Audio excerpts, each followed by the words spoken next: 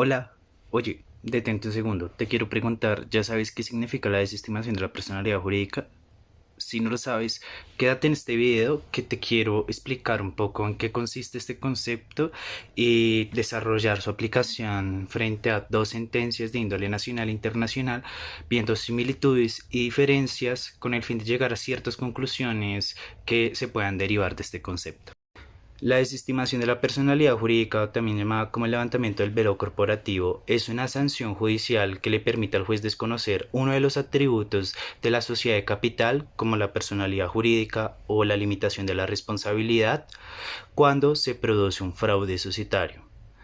Aquí resulta interesante mencionar a Fabio Ernesto y su tesis de maestría donde aborda esta figura, mencionando en su tesis que este concepto proviene del derecho del common law y fue adoptado por el derecho colombiano. Además, la desestimación no implica la eliminación total de la personalidad jurídica, sino es una sanción precisa y detallada para responsabilizar a los socios administradores por los actos ilícitos o fraudulentos.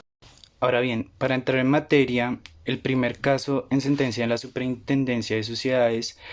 Gran Portuaria S.A. presentó una demanda contra Cargo Logística SAS y su representante legal Daniel Price, alegando que pues, el señor Price había realizado actos fraudulentos para desviar su actividad comercial de su empresa hacia otra empresa, con el fin de evadir el pago de una deuda que tenía Cargo Logística SAS con Gran Portuaria S.A.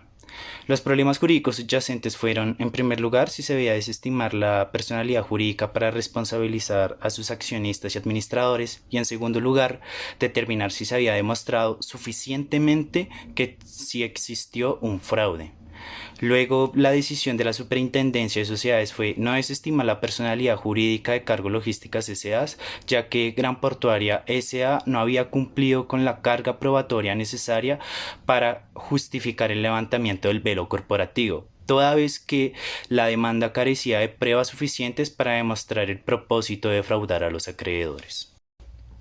Por otra parte, en Reino Unido se presentó la disputa entre Michael Press y su ex esposa Jasmine Press, donde se cuestiona la posibilidad de que el tribunal ordene la transferencia de activos de empresas controladas por el esposo a la esposa.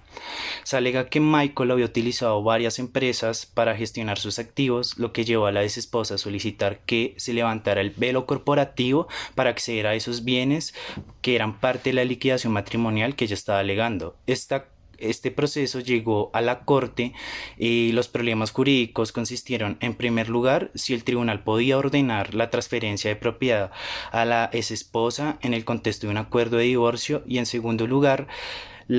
existía una tensión entre la entidad legal separada de las empresas y la necesidad de alivio equitativo en los acuerdos de divorcio. Luego, la decisión de la Corte de Apelación fue que determinó que la práctica de tratar los activos de la empresa como disponibles para la distribución en procedimientos de divorcio estaban más allá de su jurisdicción, a menos que hubiera evidencia suficiente para probarlo. De manera que la Corte concluyó que las acciones del esposo constituían un uso indebido de la estructura corporativa para ocultar activos y evadir sus obligaciones legales, justificando así el levantamiento del velo corporativo para asegurar la justicia en la distribución de la propiedad marital. Dicho lo anterior, podemos ver que frente a las similitudes entre ambos casos, el levantamiento del velo corporativo es una medida excepcional que solo procede cuando hay evidencia clara y contundente en un uso indebido de la personalidad jurídica. Ambos casos abordan el concepto del uso indebido de la estructura societaria. Pues en el primero se alegó que la transferencia de la actividad de una sociedad a otra para evadir el pago de deudas, y en el segundo se argumentó que las empresas se utilizaron para ocultar activos durante un proceso de divorcio. Frente a sus principales diferencias, claro está el contexto y los resultados judiciales diferentes. En el primer caso, la Superintendencia de Sociedades decidió no levantar el velo corporativo porque la demanda no cumplió con la carga probatoria suficiente para demostrar el fraude.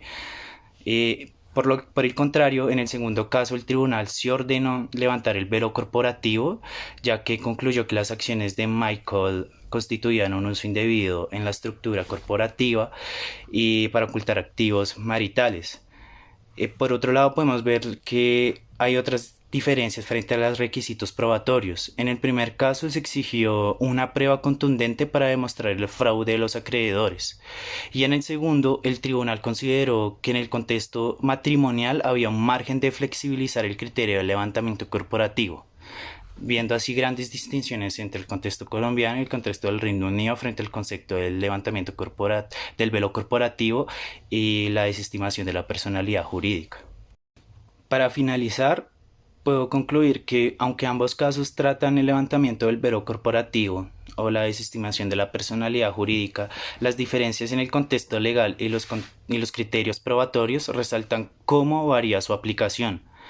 Por otro lado, en el contexto colombiano, es esencial mencionar que la disposición del artículo 44 de la ley SAS, que establece la posibilidad de levantar el velo corporativo para identificar a los beneficiarios de una sociedad, y el artículo 65 de la ley 2195 del 2022, que también propone un mecanismo para identificar a los socios y controlantes mediante esta figura, plantea serias dudas sobre su efectividad y justificación en el contexto del derecho societario, toda vez que, primero, hay confusión entre el levantamiento del velo y desestimación de la personalidad jurídica que no producen los mismos efectos. Y segundo, hay una inutilidad práctica del levantamiento del velo por no constatarse, insisto, estas sanciones.